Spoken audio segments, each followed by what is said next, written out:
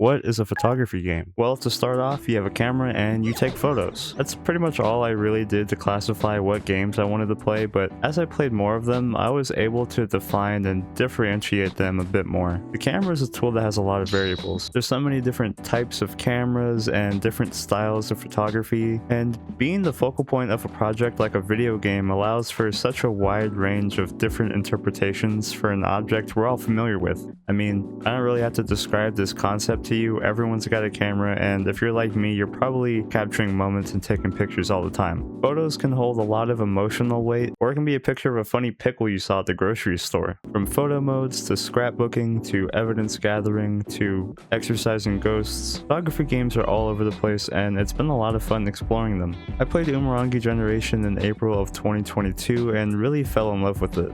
I don't want to boil this game down to just photography game, but one of my many praises for Umurangi Generation was the camera itself. I loved how true it was to actual camera mechanics when it came to tinkering with ISO and shutter speed, and still after playing all these games, it is my favorite camera to actually play with. Aside from your camera, the game has a great balance between objectives to complete, interesting stories and world building which encourage exploration, and really fun creative flexibility for your photos with all the things you can change with the camera. I was so engrossed in this game for the better part of a year, and it influenced me in so many ways. I did a fun video essay on it, I got second place in an online photo contest for the game, and I really wanted to find similar games or look for more photography games, so since around last year, that's what I've done. Throughout this time, I've been playing a bunch of these games, and I'm just gonna yap about them for a bit. That's what I do with the MF Mouse channel. TOEM is a cozy black and white adventure in which you have to uncover the mystery of TOEM. It's a really cute journey, and the exploration over the short few hours of gameplay is just really nice. I love the simple hand-drawn aesthetic, the laid-back tunes, and how tactile everything is, from earning stamps to flipping through menus. There's a nice feel and response to everything, and if you're playing with a PS5 controller like I did, you can use the gyro aim, which is a neat little feature. The camera feels nice, and the little sound effects with everything really add to the experience. You play as a little guy thing who's sent on an adventure by his grandma to experience TOEM. You go town to town, helping quirky little fellows, weird hungry ghosts, and other strange residents to earn stamps. You go on a bus ride and move forward on your journey. One of my favorite weird guys would be this balloon family.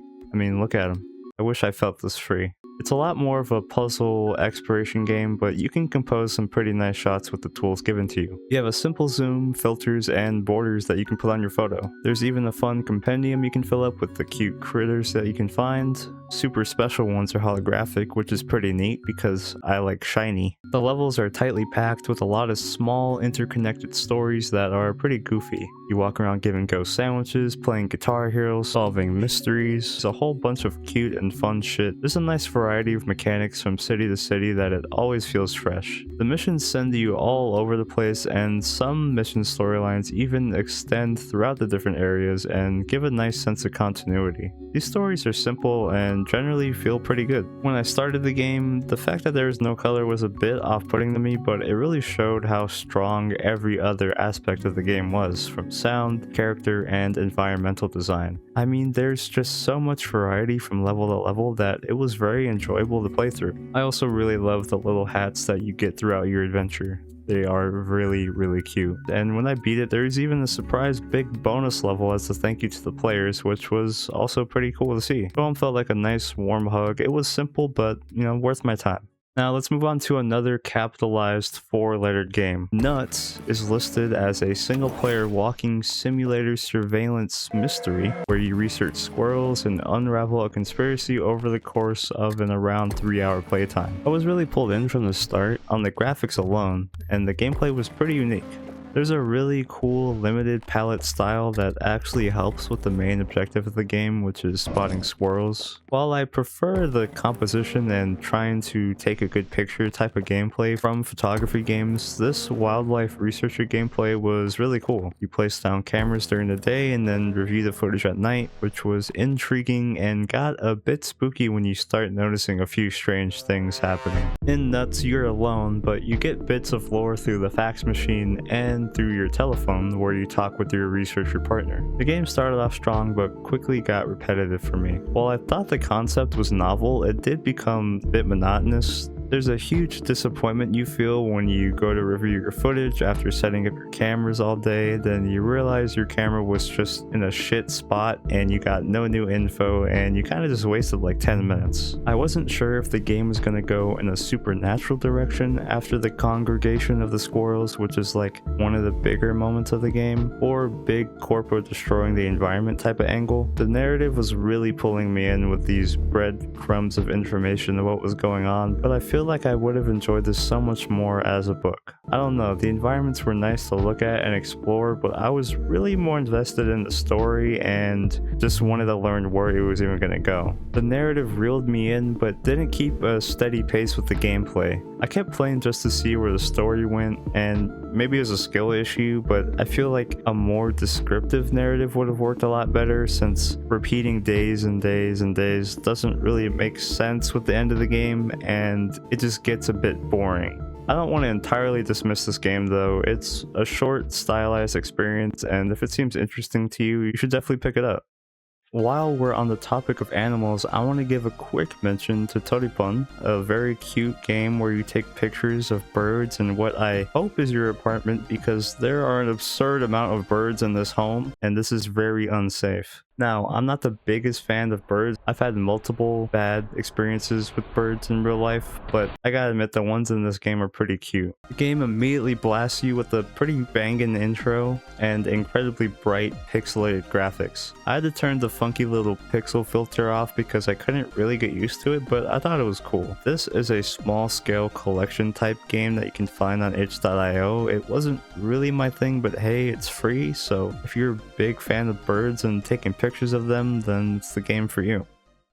But if you like dogs, and especially puppers, I just said pupper and current year, then Pupperazzi would be the next step up from Toripon. It's similar in objective and theme, being you taking pictures of animals, but it's a lot more fleshed out and realized as a full game. Pupperazzi is revolved around posting to social media and gaining followers for posting cute pictures of dogs. There's a criteria and score on every pic you post, which encourages you to take lots of different pictures to fulfill your photo bounties. A lot of these photography games follow this kind of photo bounty route where your main objective is pretty much finding what you're supposed to be taking a picture of and then taking the best picture of it. But in this game, of course, you can pet the dogs, which is a mechanic that should be in every game with domesticated animals. You know what, fuck it, even undomesticated animals. Let me pet a whale. Pupperazzi takes place in a dog-infested world. There's only dogs. You got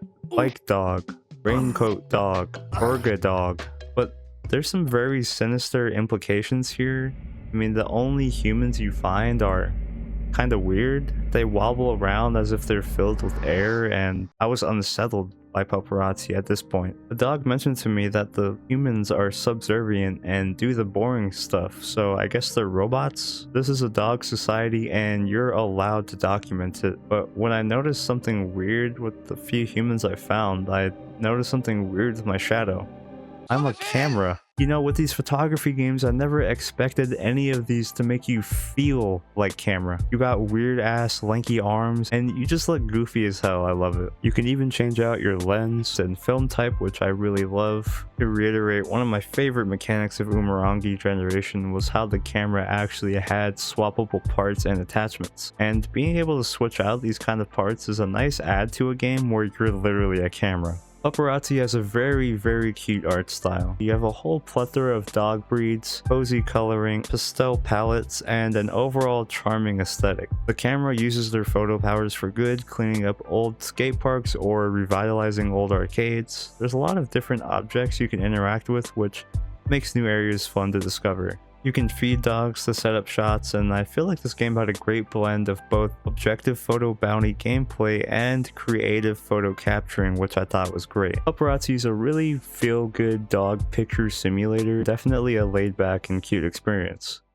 if you ignore the implications of a dog-run society. Viewfinder came out earlier this year in June and fully presents itself as a puzzle game, with an instant camera being your main tool. You play around with perspective to get into some pretty trippy looking situations, There's a focus on narrative here and places you in the simulation in search of a saving the world MacGuffin type object. The main mechanic here is done beautifully. When you take a picture, you place it into the world and it just feels so intuitive. Really gives you that feeling you had when you first got the portal gun back in the original Portal. It's such a novel idea that starts off really strong and lets you really wonder how fun exploring the mechanic is going to be. But as I kept playing, I kind of realized that the game was unfortunately very shallow. The puzzles just aren't very hard. There's multiple strings of levels where I would either use a similar solution that I already used in the past, or I would solve it before the dialogue even ended.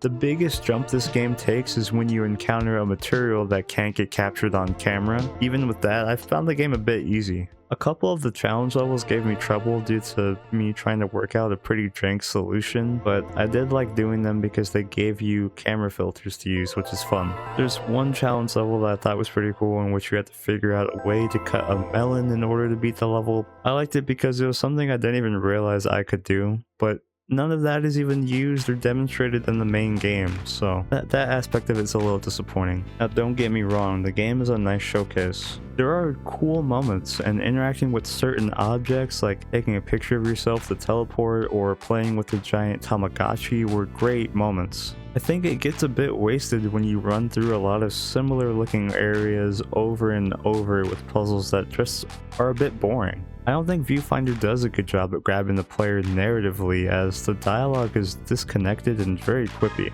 There is a clip that went viral from Vinny Vinesauce that I think gave a bad first impression for a lot of people. Hang on, did you just shift reality?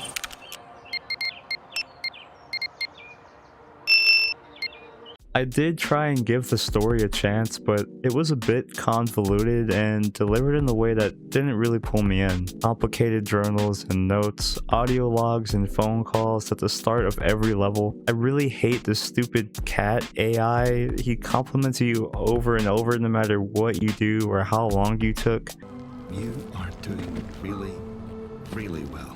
Every single time I saw this guy, he was complimenting me and affirming me, and it just felt so annoying. Leave me alone! The game takes place in a simulation, but a lot of the environments are just similar looking floating architectures. I feel like this is such a wasted opportunity to have actual fleshed out areas. At a certain point, they describe one of the scientists being able to simulate anything. You have such a cool mechanic, but when all you're doing is floating around in empty space, it's just kind of bland. There's different hub worlds that hold different chapters of missions, but each of these hub worlds just look the same and they don't change what the levels actually look like. In Viewfinder, you're searching for a machine to save the world from a climate disaster since it's implied that the outside world is fucked. You find the machine and it turns out it never worked. Game over, fuck you. And then you're pulled out of the simulation and it turns out you brought a plant from the simulation into real life. What? The ending is just so... I don't know. I barely even registered that the outside world was in a climate disaster. I mean, I think you see a city in the beginning sequence, but it just seemed so unimportant with how the story was delivered. It's a shame because there's a lot of potential here, but it seems like one idea stretched a bit thin.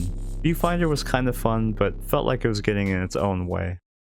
Now, if you're an old school gamer, I bet that Pokemon Snap would be one of the first games you would bring up when talking about this genre. So I played Penko Park, a game that obviously pulls a lot of inspiration from Snap, being an on-rails creature photo collectathon. The objective is more along the lines of fulfilling requirements or figuring out how to interact with a certain creature, rather than the creative expression of composing a shot. I was gonna play Pokemon Snap and this game, but new Pokemon Snap was $60 daggum, and I wasn't about to spend that much on fucking Pokemon Snap, so yeah. The objective is more along the lines of fulfilling requirements, figuring out how to interact with a certain creature, and even finding the creature at all, rather than the creative expression of composing a shot. Penko Park features a wide variety of different areas with a plethora of creepy goons, goblins, and ghouls for you to interact with.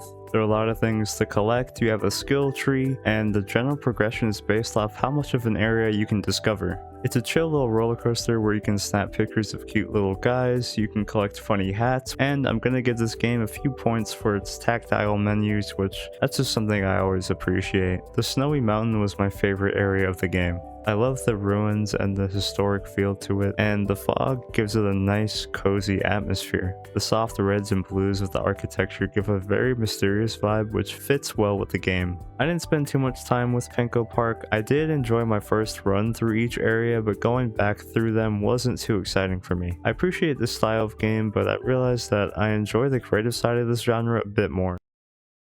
Stroll is a photography game with no objective. You type in a coordinate and then you're placed on a procedurally generated island, tasked to relax and walk around, and allowed to input the next coordinate whenever you're ready. I mean, the game's title couldn't be any more accurate. You can walk through a red starry night, stroll through a daytime rain, or maybe investigate the creepy marking on a swamp pillar. After you snap your picture, you can head back to your boat and explore a new island. It's admittedly a really simple game. The camera mechanics are fantastic. You got a zoom, adjustable focus, tilting, and different filters you can play around with. I love when a photography game lets you play with focal length, and it's especially important for photo modes. The colors and lighting in this game are just wonderful to look at. The sun graphics are really good, and that water looks so yummy. It looks so yummers.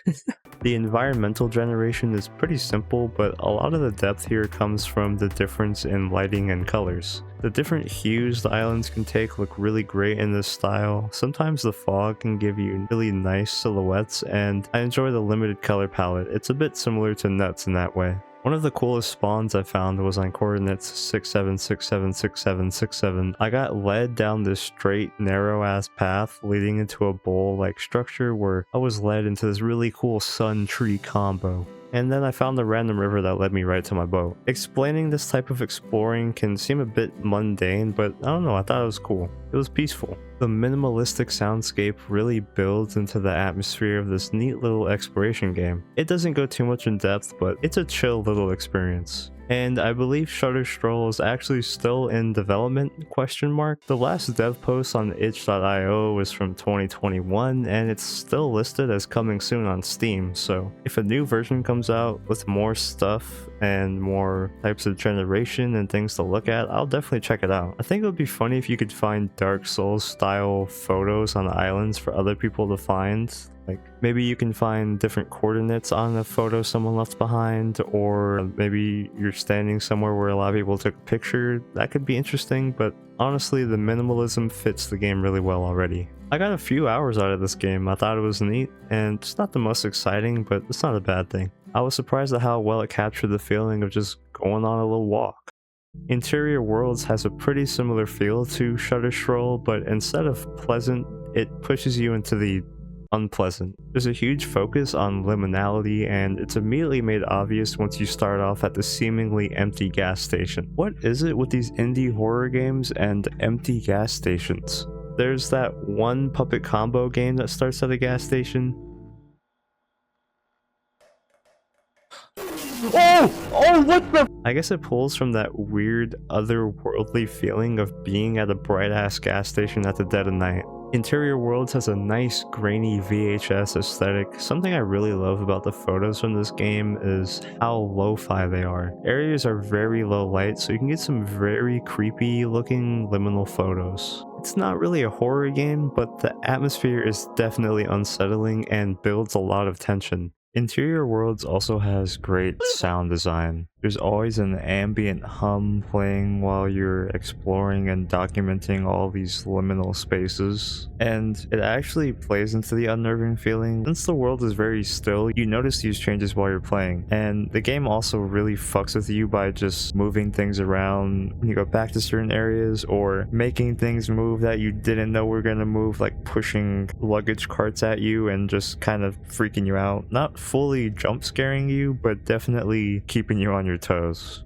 Like I said, it's not a full horror game, but all these little aspects of it really build into the mood and atmosphere of all these different frozen in time places you're exploring. There's some good subtle world building and some more interesting pieces like the FBI vans on the frozen town or the giant raider, but other than that there's no concrete story, and it gives you the vibe that you're documenting a bunch of evidence. I mean, you don't run into any other people other than that weird one creepy guy who carries around every level, but you know, he never scared me. I never got scared from him ever. That never happened. Interior Worlds just captures that creepy liminal vibe so well. Hey. Look who it is! It's a walk-around simulator like Stroll, but with more of an urban explorer vibe, and you do actually have to reach a photo quota to get to the next level. Your heart starts beating once you're near an anomaly, which is like a photo spot you gotta capture so you can reach your photo quota and leave the level. Now, these don't have to be too specific. You do have to take a picture in that area, but you're allowed to compose a shot any way you want. The camera feels pretty good. I love how you have to reload the film, and you have focus and flash options which really give you some versatility with your photos. The environments here feel handcrafted and feel interesting enough to walk through. Every area feels very alive, and there are lots of interesting set pieces to look at. While there isn't anyone else around, you can tell that something had been there or happened there. There's also secret collectibles in the form of small little aliens, which is fun. I love these little green goobers. I played Interior Worlds for a short time, but as a game for creatively composing shots and the like, I found it pretty enjoyable. Through playing all these games, I learned that I tend to enjoy that creative side a bit more, but a blend of collectathon and composition works really well too. I also played a photography game that completely stood outside the binary structure that I put the rest of these games in. Fatal Frame was a franchise I was aware of, but never really looked too much into until now. After playing it, I did realize that Fatal Frame Maiden of Blackwater wasn't the strongest entry in the franchise, but I did find the game interesting, I guess.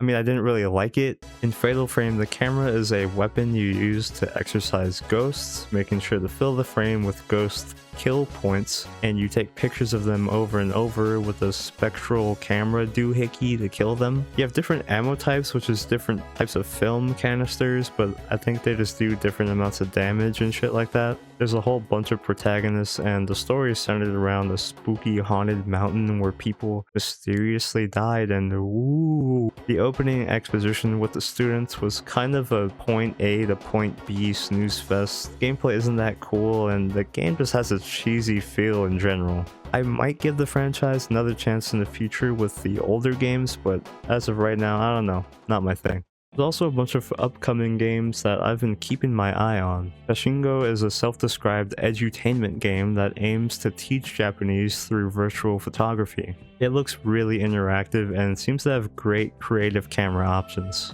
And as someone with a sub-infant level of understanding Japanese, maybe I'll learn a couple words too. Lushfoil Photography Sim literally looks photorealistic. It uses what I'm assuming are the same techniques as another unreleased game that went viral called Unrecord, where the player POV looks like a body cam recording. Lushfoil is going for a more non-violent immersion angle thing, which I appreciate. I mean, the environments look insane, and I think this game will be a fun walk around and explore type of experience. A lot of the games I talked about today were stylized in its own aesthetic, which I appreciate, but it's going to be interesting playing a game in this genre with an angle of realism. I didn't really have some abstract reason for making this video. It was more of an extension of my fascination with Umurangi Generation, and a general love for taking funny screenshots in games or messing around with photo modes. I guess the moral of the story is I can't get Umurangi Generation out of my frontal lobe. It was an awesome experience, and I had a great time discovering and playing so many different games. Seeing the different interpretations of camera mechanics and gameplay was really interesting, and if you have suggestions for other games I should have played, let me know below. From collecting funny photos of various creatures and animals, to documenting the end of the world, the photography game genre is broad and varied. And there's still just games that have a camera, so yeah. I spent a long time working on this video. If you actually made it to the end and enjoyed your time, subscribe, check out my other videos, I got a bunch. If you would like to give me money, press the join button, but please don't feel obligated to. If you want to see what I'm up to in between uploads, you can check out my second channel if you want, you can do that. But yeah, other than that, I hope you liked the video and have a good day. Bye. See ya.